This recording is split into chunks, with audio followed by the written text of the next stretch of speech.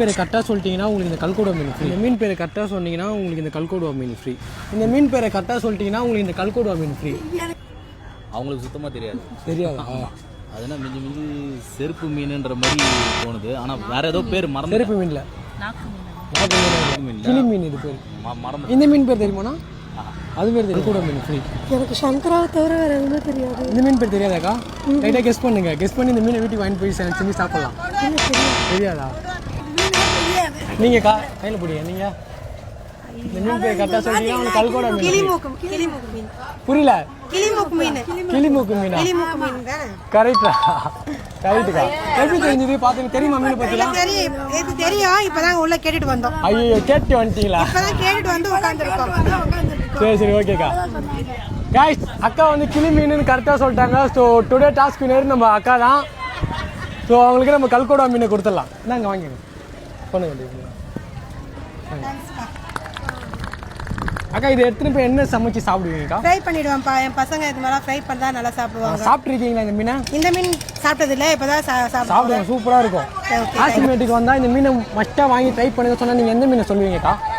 நிறைய மீன் இருக்குப்பா. சின்ன மீன்ல இருந்து பெரிய சைஸ் எல்லாமே ஒரு 3 பேர் சொல்லுங்க. நம்ம ஃபாலோ 3 பேர். சங்கரா மீன்லாம் நீங்க நல்லா இருக்கும். அப்புறம் நான் வவ்வால் மீன்லாம் வாங்குவேன். வவ்வால் பெரிய மீன் அதெல்லாம் நல்லா இருக்கும். ஓகே. நண்டு இறாலாம் நல்லா வெரைட்டியா கிடைக்கும். நான் இறால் வந்து எத்தனை வருஷமா கடல்ல வரீங்க? நான் வரேன்ப்பா ஒரு 10 வருஷத்துக்கு மேலேயே. எப்படி இருக்கு? நான் வேற எங்கேயுமே மீன் வாங்க மாட்டேன். இல்ல ரேட்ல எப்படி இருக்கு? ரேட் அப் அண்ட் டவுன் ரெண்டுமே இருக்கும். இப்போ அந்த ஸ்ட்ரைக் சமயம்ல ஒரு 3 மாசத்துக்கு இந்த பக்கம் வர முடியாது. ஆமா இருக்காதுன்றதுல ஸ்ட்ரைக் முடிஞ்சதுக்கு அப்புறம் வந்தாலுமே ரேட்டு கொஞ்சம் ஹெவியா இருக்கும். அதுக்கப்புறம் கொஞ்சம் கம்மியாயிடும். இந்த ஆடி மாசம் வந்தா ரேட்டு பயங்கரமா இருக்கும். கூழ் ஊத்துறதுக்குலாம் நிறைய வாங்குவாங்கல்ல. ரேட்டு கம்மியா அப்படி இல்லை. இந்த போன பொருட்கள் கம்மியாகல. அதே மாதிரியே தான் இருந்துச்சு.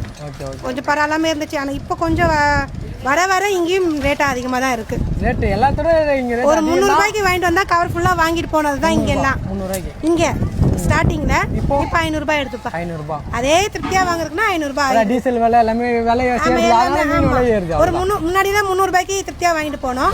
இப்போ திருப்தியா வாங்கினா 500 ரூபாய் எடுத்து. 500 ரூபாய். அக்கா இப்போ இந்த ஒரு மீன் இருக்கு. ஒரு மீனை வெட்டி ஃப்ரிட்ஜில் வச்சு எத்தனை நாள் சாப்பிடலாம்? இப்போ இந்த மீன் வாங்கி போறீங்க, ஃப்ரிட்ஜில் வச்சு இத்தனை நாள் தான் சாப்பிடலாம்னா எத்தனை நாள்?